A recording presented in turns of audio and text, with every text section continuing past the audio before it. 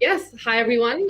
Welcome to the panel. My name is Pooja Aluvalia. I'm tuning in from Vienna today. I'm the Chief Marketing Officer at the Venturi, and I'm extremely excited for all of you to join this conversation with the amazing Elizabeth Knights-Ward and Alix Rufas, who are both extremely experienced and have a lot of wisdom and thoughts and ideas to share with us today. So really looking forward to it, and I would request you to introduce yourselves, and then we can take it from there. Alix, maybe you want to start. Okay, thank you, Pooja. I'm really excited to be here. So, my name is Alix. I run a coaching company already for the past 2.5 years. Before that, I worked for different universities, a startup accelerator. This is the seventh business that I started and built a team around, and I absolutely love it. I work with people all over the world through my different programs, and I'm currently based in Brussels, officially on Spanish, but I've been living in so many different parts of the world. So that's it in a nutshell, and I'm really happy to be here today to talk about my path a bit. Yeah. Thank you, Alix. Elizabeth. Hi, everybody. My name is Elizabeth. Most people call me Lizzie.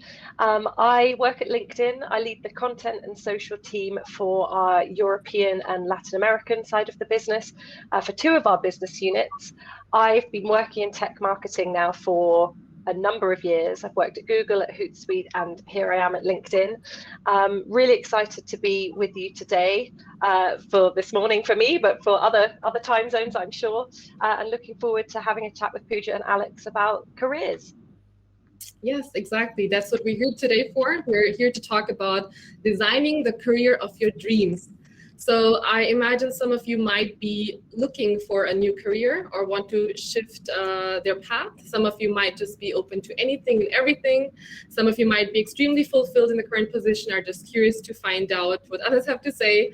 Either way, I think we're gonna tackle all the scenarios, and I think the aim for us today is to really serve those the most who might be considering making a shift in their career or trying something new, to really get some tools and some tips from Alix and Elizabeth to tackle that, and to basically dare to think of a career that fulfills us, and to think about what we really want, and to create a little either to-do list or roadmap or whatever it may be. I think Alix and Elizabeth have quite a few ideas here, so I'm just gonna get started with a few questions, and then in the end you will have 15 minutes where all of you can ask questions as well that can be more specific to you or also general, and hopefully we can answer all the questions that come in within the chat function. So throughout the first 15 to 20 minutes, it'll be more of a conversation between the three of us, and then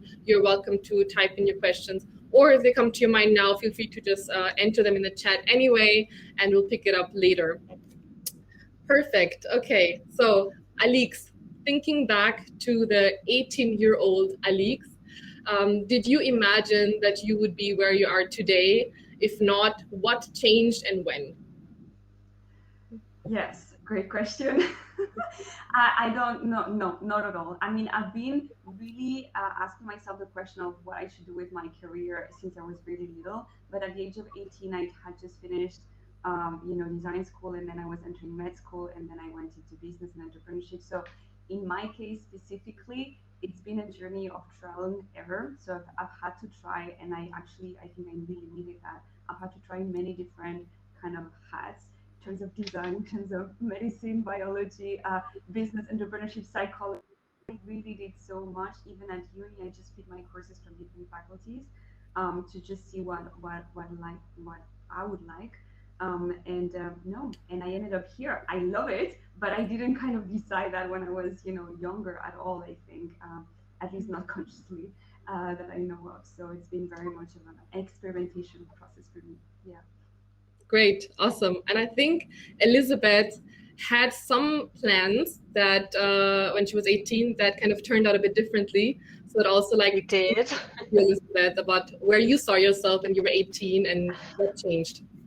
Well, a lot changed, and I can completely, what Alix was saying really resonates with me around wearing different hats and sort of being on that kind of experimental journey. When I was 18, I was one of those people who went to university not necessarily knowing what I wanted to do, just picking something I happened to be good at, which at the time was drama, English. I was a big musician. I played a lot of music, wrote lots of songs, and had a very kind of creative driven life, but hadn't really thought too much about my career. So really the first sort of after university, first few years of my life were all about experimentation. I thought I wanted to be a writer. I worked as an office manager. I tried lots of different sort of jobs, if you will, to try and work out what I wanted. And a sort of strange parallel that I was experiencing at the same time is I was also building up my music, my creative pursuits. So performing a lot of gigs, writing poetry, all sorts of things that I ended up putting a lot on the internet, as we all do. Although I don't like to look back at too much of the poetry because I'm not sure how good it was. But it kind of, I built this community online. I ended up building connections as a result with Google, who sort of saw how I was using the platform and ended up having a door opened into tech marketing. Fast forward however many years now, and here I still am, having done multiple jobs within tech marketing and wearing different hats within the same kind of environment, but experimenting with different types of roles. And arguably I still am experimenting, which I think a lot of us are. So when I look back to age 18, no is the very short answer. It's not what I forecasted. It's also really hard to be in that position when you're 18, having to decide what you want to do for, let's say, the rest of your life, and kind of map out a roadmap for what you want to do and where you want to be, and getting that question asked in interviews oftentimes as well, like where do you see yourself in 5 years? I think it's really tricky. I was never really able to give a completely honest answer to that question because same here. I mean, you just try a few things, you see where that takes you, and then basically a lot of jobs come up that you weren't aware of either, right? So when you're 18, you're not aware of so many jobs, and you kind of are only given a couple of options at that point, and then to be in the position having to decide where you want to go it's quite difficult. So I can completely relate to that and agree that I think most people, when they look back to when they were 18, maybe doctors, lawyers, not so much, because that I think is a bit of a clearer path. But other than that, especially in the business context, it's quite, there's a lot of experimentation happening, which is great and keeps things interesting. Talking about roadmaps, I think that's something that people also put a lot of pressure on themselves when they think about having a clear roadmap. When you go into mentoring or when you try to talk to coaches about your career, oftentimes the goal is to define and create a really clear roadmap. What's your take on that? How important do you think that is, and how far would you take the whole roadmap creation when thinking about your next steps? Maybe let's start with Alix. Okay. I mean, I love this question. I always see this in two different layers. I mean, there's a lot more to it, of course, but to simplify, I always see it as one layer yourself internally. You know, what is your unique combination of superpowers, strengths, experience, interests, passions, all of that. So your unique blend, I see that as one layer, and another layer, your future vision. We all can access an ideal vision for our future, which can be done through meditation or whatever, like in many different ways, journaling, vision boarding, like all kinds of different ways. But we all have some sort of movie about an ideal future in our heads that we can access, and I like to use those both layers for taking action, not necessarily creating a roadmap in terms of from a rational perspective of, okay, let's define steps ABCD, or kind of defining actions based on your unique combination of your unique blueprint and that future vision, and kind of trying to bridge the gap through intuition, through try and error, through testing, through experimenting, all of that. That's my approach in general. I apply it to myself, to the work that I do with others, but I like to think of it like that, to leave a bit of room for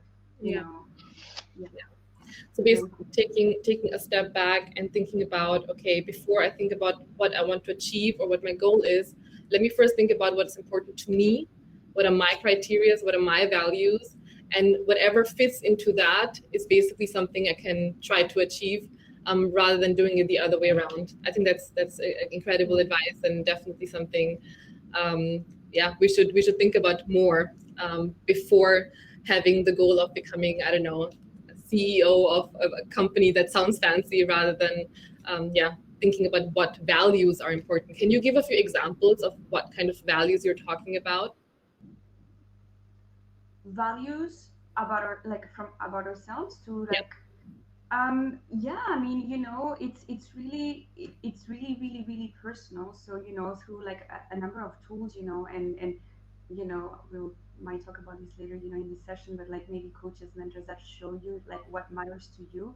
Every person has a different set of values, right? Like maybe you're very individualistic. Maybe you need a lot of freedom in your work. Maybe you need actually to be part of a team, to be part of like a bigger mission. Like we all have different preferences, and I think that as long as we are authentically aligned to what truly matters to us, it's okay. We will be like, kind of more fulfilled professionally, if that makes sense. That totally makes sense. And I think it's really important to invest that time on yourself first, and then create a roadmap or a goal or a bigger vision. Yeah, thank you, Alix. What's your take on that, Elizabeth, on the whole roadmap? I think a roadmap serves a purpose, absolutely. But I think it's, to Alex's point, it's something that can act as a bit of a framework, but you've got to be willing to accept that is something that should be flexible, because who can predict what life is going to throw at you, both professionally and, of course, personally. So I think it helps to sort of have a steer and an idea and where you want to go, but there's something I think quite special in the acceptance of, hey, this is actually quite an unpredictable journey, and this is more about learning. And that's certainly something in the last few years that I've really tried to get comfortable with, is the idea that actually it isn't necessarily about aiming for that ultimate title, but it's, are you working at an organization or in a company or even for yourself that fulfills something in you that allows you to progress from a personal perspective? Are you still learning? Are you developing new skills? It's those things that I think are much more important. And just picking up on the values piece, again, I know we're going to talk about coaching and mentoring a little bit later, but I think having somebody to help you understand what your values are, you might think you know them, and if you're one of those lucky people who just know inside out, I am this, I value this, then I want to meet you, because tell me how to do it. But if you're somebody like me who might need a bit of help trying to uncover what really drives me, what motivates me, what doesn't motivate me, investing in that kind of relationship with somebody else to show you perhaps things that you might not have thought, I think is a really worthwhile thing to do. And it's something actually I only did about a year and a half ago. And suddenly I looked at different situations like, oh, now I know why perhaps my back's up a little bit because of that. Or now I can look back at that role I had 3 years ago and actually understand why it didn't feel brilliant, even though on paper it looked like the dream role. So yeah, it's a lot about experimentation. I think a roadmap gives you an idea, but know that it's changeable and can change very quickly. And I guess it also gives you the flexibility to not only think in terms of what's next or what's up, like the next step up in terms of promotion or kind of, going up the like ladder in the more conventional sense. Yeah. It also gives you, I think, sparks ideas around taking maybe a step down even, or a step aside even, if that moves you in that moment, if that's where you feel like you connect with most, where your values kind of are more underlined. So that would also be something that in a normal traditional roadmap you wouldn't be able to map out, right? Because you wouldn't plan to take a step. I don't like saying down, let's just say it. I know. when I look at my just one look at my LinkedIn profile from the last however many years, you can see that there's been a bit of a up and down. And I can't lie, there was a period of time where I felt like, oh, is this going to be considered as a step down? Yeah. But when I look back at actually what I got from those roles, the companies are entirely different, and sometimes hierarchies in one company are different to others anyway. And it becomes less about the title and more about what are the opportunities, what are the benefits. I mean, that's another important thing, is what are you getting in return for your service? And hey, if it's a slightly unusual title or a sidestep, I think arguably that's more beneficial to learning and opening doors than perhaps that very linear, what comes next, up I go, because it's not necessarily as satisfying as perhaps, again, it looks on that beautiful CV that we all have wanted at some point in our life. What gave you the courage in that moment when you knew this might be a step down in the traditional sense? What gave you that? What was the moment where you felt like, no, I'm still going to do it? What was that voice inside you? For me, it was the never-ending quest to be aligned with a company vision and values. And of course, I work at LinkedIn. I'm incredibly lucky, and I absolutely connect with the vision and values, which is why when this opportunity came up for me, I knew it was a no-brainer, even though technically my last role was director of marketing, and I'm now a specific content team lead. So it was really about what made me feel valued, what type of place I thought was going to give me the opportunity to learn and expand my horizons. And that, I think, regardless of whether you're working in big techs, small companies, startups, wherever that is, those things are far more important to me personally than was I going to make have the same kind of linear trajectory. But it's plagued me in my early career. Like, definitely, I was really sort of hung up on the fact that I needed to go upwards. So yeah, that's not always the way to go. And I would really like to get your take on that, Alix, as well. But before that, just a side note, Isabella just posted and requested us all to enter the questions in the Q&A area. So it's just an info to everyone who's listening and has questions along the way. Please post them under Q&A. Alix, so when someone asks you what to do when they are looking to shift paths or think of a different career that might not be the next step up, what's your advice to them? What advice do you give them to kind of have the courage as well to just do it anyway? Yes. I mean, I went through like several transitions myself, obviously, in my career. And the main thing that I would like to highlight that has been very important for me is to surround yourself with the best support that you can find in the first place. Mentors, coaches, people that actually have your best interest in mind and that can really give you the energy and the tools to figure out for yourself what would be the best next step, and that can also give you the support, right? I did that. I mean, my last job as an employee was at a startup accelerator. I learned a lot there. And, but I just, at some point, I just knew it just felt off, right? It felt like misaligned. And I just, like, I didn't know exactly how to go about it. I just knew I needed to create a change, right? And I read all the blog posts online. I did all the meditations I could find. I did everything that I could do by myself until I kind of reached a ceiling where it's like, I really just, I cannot do it by myself. Like, seriously, like, I think that probably, I could use some support for the first time, right? Like some career coach or something. And a few people suggested like a few names and so on. So I started researching that for the first time. And then I ended up hiring my first career coach, which was super, completely life changing. Like for me, like, so undeniable. I worked with her initially for 6 months and then we ended up working one on one for 2 full years. And she was I mean, she was officially a life coach, but then like we focused on my work life.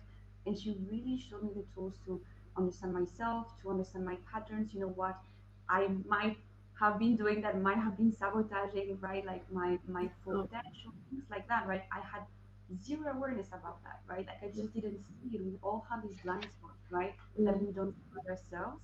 And a great mentor coach can show you that, right? Can show you, hey, you see what you're doing here. You see this happening again. You're sabotaging yourself again. You're doing that, right? And by looking at those patterns, you can kind of like really like deepen the work on yourself, and then of course take action accordingly. So at the same time, when you surround yourself by the right support, like support system, mentors, coaches, wherever, once again, right, that might be qualified for that, with your best interest in mind, you start learning more and more about yourself, right? You develop like really deep self-awareness, which I find is so key in creating the career of your dreams, right? And you then hopefully start taking action aligned to it, right? Very important. So for me personally, the support, having you know, people around me that were holding me accountable, that were showing me the tools, that were supporting me in understanding what really mattered to me, nobody else, and kind of really asking me like sometimes super simple questions of like, hey, did you schedule that meeting with your manager to have that conversation, right? And I just kept on delaying it because I was so scared, right? And just the fact that I had somebody texting me, is the meeting scheduled, so much. Because I just scheduled the meeting, right? I had the conversation, and then I quit and I started a company, like, right? Starts very often with these small steps, especially if you're at the beginning of a big shift. You know, But so. where do you think that fear comes from? Why do we have that fear? What triggers that? Well, in general, you know, it's like, you know, unless we work on that consciously, in general, we are wired to do what people expect us to be doing, you know. Society, parents, friends, families, like we try to do the right thing, you know, and try to sometimes make decisions based on our ego. Like this is something else that I wanted to talk about today. Like I make the difference, you know, very often between our ego and our higher self. And our higher self, I see that as, you know, this kind of like higher path for ourselves that is way more authentic, that is really what we're meant to be doing. And that voice is powerful to listen to and to act accordingly, right? The ego is like, okay, I'm going to find a job for the title. I'm going to do what my parents want me to do. I'm going to be the, you know, like the person that does all the right things. And in the meantime, you're not listening to your soul, to your higher self, and so on, right? So making that difference, I think just in the first place, knowing about these different voices, learning to recognize them is so helpful, and then like learning to act accordingly. And it takes courage, of course. When I quit my last job, like, you know, like my family like didn't like that at all. People were saying, you know, like where it was relatively controversial. Like I had like, you know, a team, like there was a lot on the plate, but I just knew that I needed to do this for my own path, right? And so it's just I think it's like that awareness of learning to recognize what's your authentic path, what not, and then like, you know, once again leveraging your support system to find the courage to take the steps is so important. And step by step, you know, you might be scared, right? Through the process, that's fine. I'm a big fan of taking action anyway, even if you're scared, you know. So in the end, you know, it's about just moving forward through it and staying true to yourself.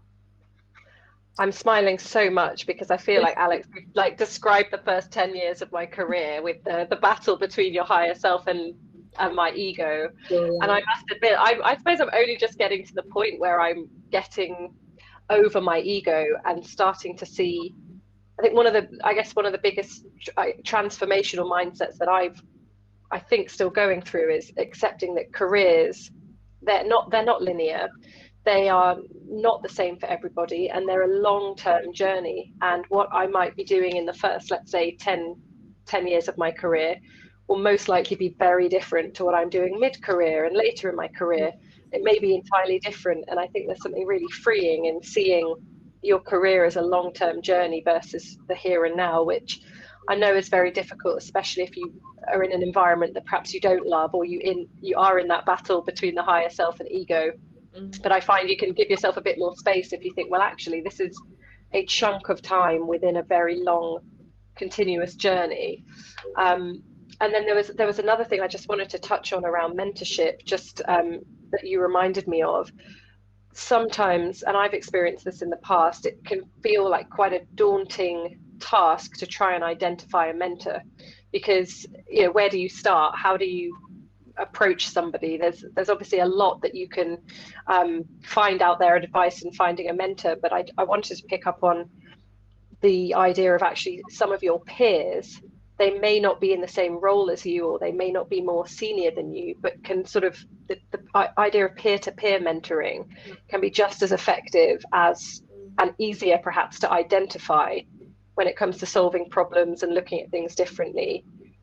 And it's worth thinking about that as a slightly different angle to finding a mentor, especially when it can feel like quite an exclusive thing to do. And, you know, it is a bit of a daunting thing. So don't discount your peers. They have expertise. I think it's a great place to start as well. If you're never experienced mentoring or don't really know which questions to bring up. It could be a good practice session with people in your own network or even your friends. And then when you feel like certain questions can't be answered by that person, then you might identify who in your external network could be of support to answer those questions. So definitely good advice. Thank you so much. I think we have a lot of questions from the audience as well, but before we go into the Q&A, I would like to ask you both to share your number one advice to the next generation of female leaders when it comes to mapping out one's career. So the number one advice, the one thing you want them to just like do straight away or think about straight away after this panel is, yeah. So. Who's going to go first? Okay. I've thought about this. I think if I think back to me when I was 18, let's say, what would I have wanted somebody to have said to me? And I think it would have been something along the lines of get comfortable with change and accept that things will change. And that's part of the freedom of thinking about your career as a less linear journey and seeing opportunities in other places. Because even if you work in the same organization for a long period of time, change is going to happen there and opportunities pop up with change.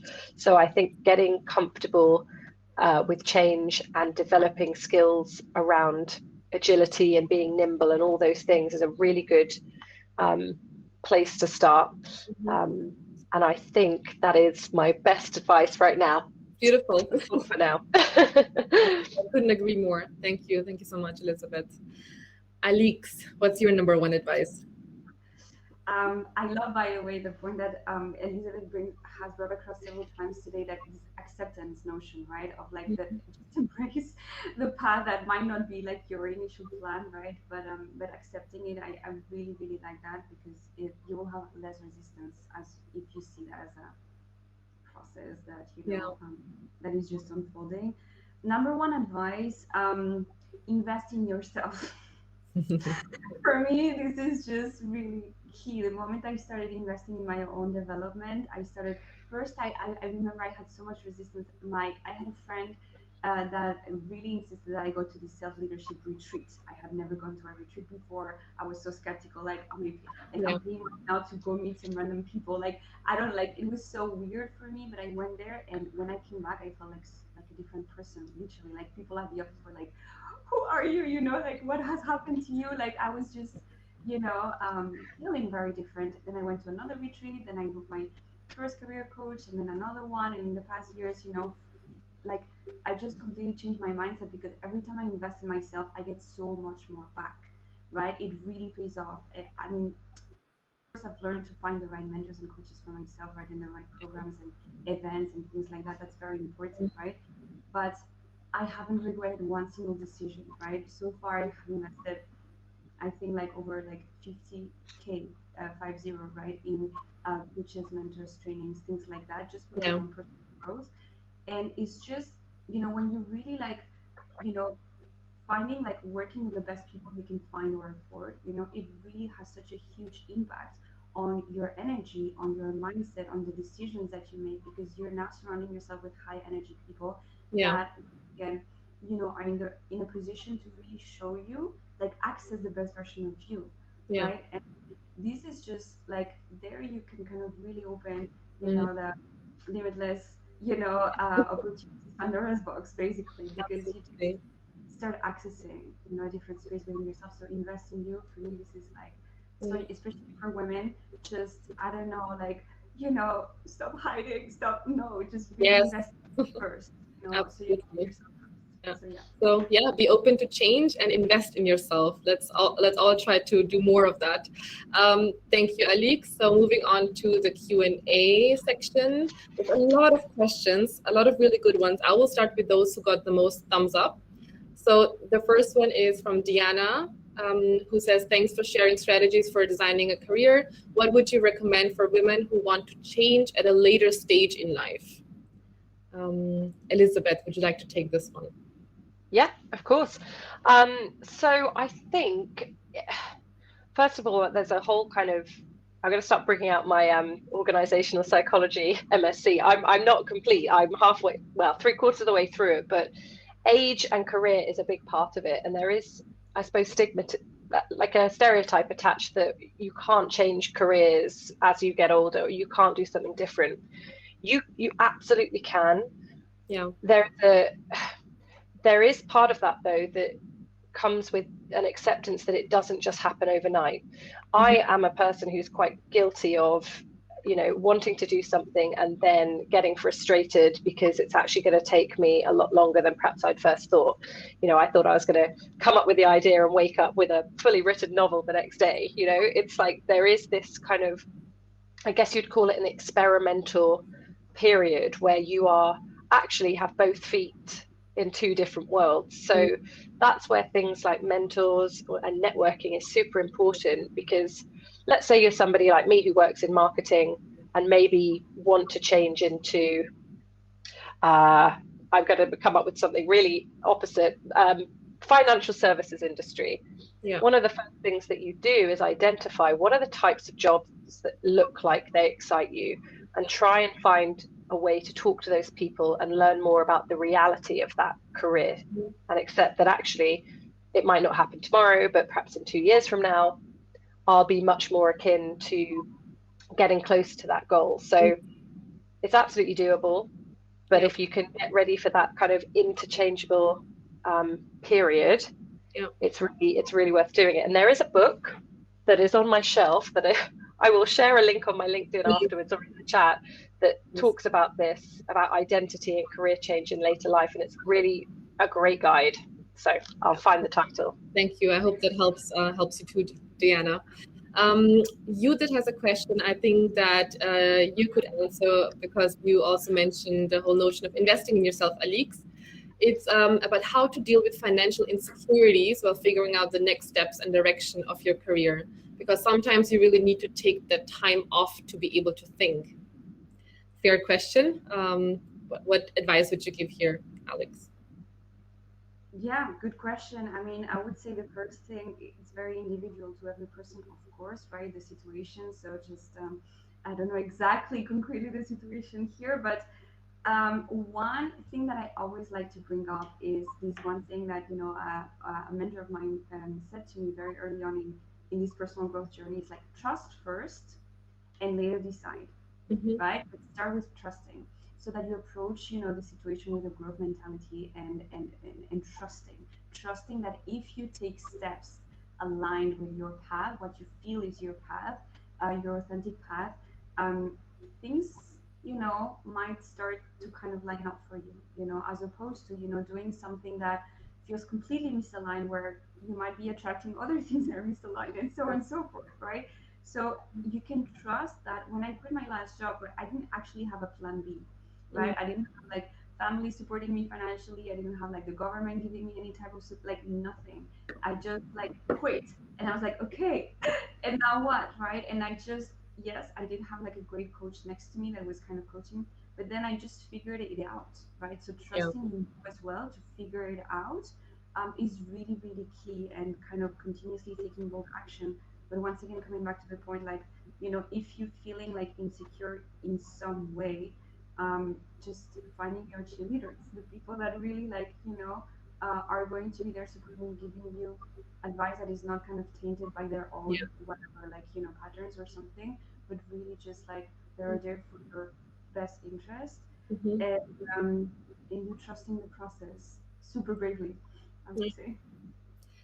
Perfect. Thank you. Hope that helps, Judith. Elria asks us for some tangible steps we can take towards designing our dream career. That was going to be my last question before ending the session. So let's just talk about that now. So if someone walks out of this panel today and just wants to know, okay, what are the first few things I can really do to design my career of dreams? Which first steps would you kind of tell them to start with? Elizabeth. You're muted now. Sorry, there's always one, isn't there? Apologies. I'm going to tackle this in two ways. The first, if you are in a job already and are looking to kind of carve your next step, I would say it's worth spending once you leave here today, it's worth spending perhaps the next couple of weeks observing and really reflecting about your current situation and what you love, what you don't like, where you think you want to change, and really paying attention to the things that are coming through with that. And that's arguably something you could work on with a coach as well, in a lot more detail, or a mentor, around like, what is it that really inspires you and excites you? What are your values? Because then it becomes less about looking for the title or the company name, and more about the culture and environment that's going to help you grow as a person. So that's for job people in work at the moment, that's how I would approach it. Yeah. I think if you're out of work or you're looking to start your career, it's again worthwhile to sort of think about what excites you and what brings you joy on the inside and what doesn't. But actually spending some time perhaps questioning people that are already in work that you admire, that they seem to be doing something interesting, and really, you know, spending a little bit of time saying, what do you like and what's the reality of being within that? Because you know, that you've always got to do your research. Even if a company or a job looks incredible, it's always worth talking to the people who actually live and breathe it to help guide whether this is a right sort of gut feeling for you. Yeah. And I think the next question ties in quite well with that. I skipped a few because I think they've already been answered within the last 2 minutes. But there's one that Sonia asks, which I find very interesting. Do you have strategies or experiences on how to get a hint from universe what step to take next with regard to professional calling? Alix, you're laughing a lot. I think I want to give this one to you. I love this question. That's how I think as well. So yes, I mean, you know, there's so many different ways, but tuning into you is part of like the work that I do, you know, a lot with women especially. You know, there's so many different ways you can tune into yourself: meditation, yoga, sports, taking care of your physical state, connecting to nature, walking, right? These are the moments where you can really like listen in or tap into the universal, like, you know, intelligence, collective intelligence, however you want to call it, right? For every person, this looks different, but if you can get yourself into the zone as much as possible, this is great, because, you know, you're in a great position to actually ask these questions. You can do this, you know, like you can journal, you can say it out loud. There's so many techniques. I can talk about this for a very long time. But if you get yourself consistently in the zone, in what the zone is for you, like tuned in, tapped on, you know, and asking the right questions for guidance, somehow, I really believe this, you know, this is just part of my philosophy, you're going to get answers if you consistently do this one way or another. Maybe there's a song that pops up in your playlist. Maybe there's an email that reaches out to you. Maybe there's like, you know, somebody reaches out to you on LinkedIn, maybe something, right? But you're going to start getting, you know, kind of nudges from the universe, I believe. So yeah, and I think it's also about, I mean, maybe it's not a sign from universe, but just being more in sync with your intuition, and kind of like increasing the volume of your own intuition to hear what the intuition is telling you, and acting upon that. So it might not be like this big sign, but it might just be this really strong feeling for what you should be doing, based on you putting all your attention on this topic for quite some time, as you said, by being in the zone. Yeah, try it out. I think it's amazing to also not just kind of sit there with your like pen and paper and try to like logically, you know, think what's next, but also to listen to yourself and what maybe the universe is trying to tell you in whatever way. Cool, thank you. Faith has a question about whether you have any templates, frameworks you go to more often when helping those to design their career, make a transition, or align with purpose better. So any templates or frameworks that come to your mind that you may want to share with the audience today?